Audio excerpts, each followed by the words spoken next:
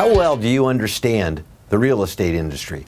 Over the years, we've been approached by vendors, by real estate brokers, by multiple listing services, by associations, asking us to explain exactly how organized real estate works and what do people even mean when they say organized real estate.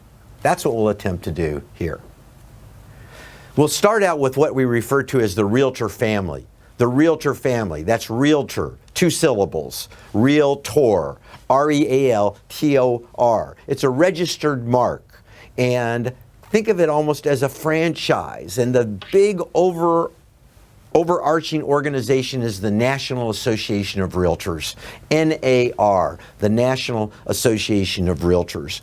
And the National Association of Realtors owns that mark, that Realtor, 2 syllables, that Realtor mark, and writes the rules and regulations around who can use it and how that mark can be used. Now, there are state associations of realtors, and they're separate from the National Association of Realtors. They're separate corporate entities, and there are 50 of them, plus there are some territorial associations of realtors. Plus in Canada, the United States and Canada have a treaty. The Canadian Real Estate Association has a treaty with the National Association of Realtors, to use that term, realtor. So there are 50 plus state associations in the U.S., plus a couple of territories, and then there's Canada.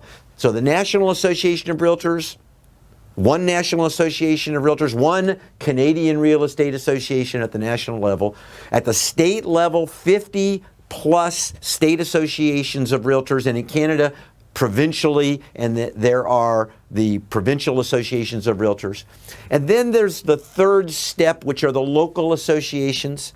And in the United States, there are some 1,300 local associations of realtors, and they're all separate corporate entities, separate businesses, separate governance structures. Now, all of these are very similar in that they're falling under a format recommended by the National Association of Realtors. But when we say Realtor family, we're talking about the National Association, the state associations, and the local associations, all separate entities. Now, the National Association of Realtors in 1908 was formed, and in 1913 created a code of ethics. And so a big distinction people in the real estate industry and realtors believe is that realtors answer to a higher calling, a code of ethics, one of the first business groups to adopt a code of ethics. And the code of ethics of NAR preceded license law. Many license laws across the United States took as their foundation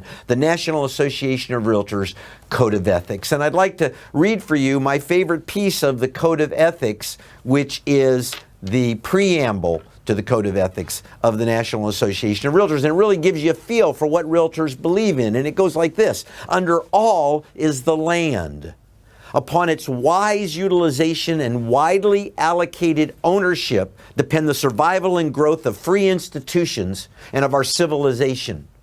Realtors should recognize that the interest of the nation and its citizens require the highest and best use of the land and the widest distribution of land ownership.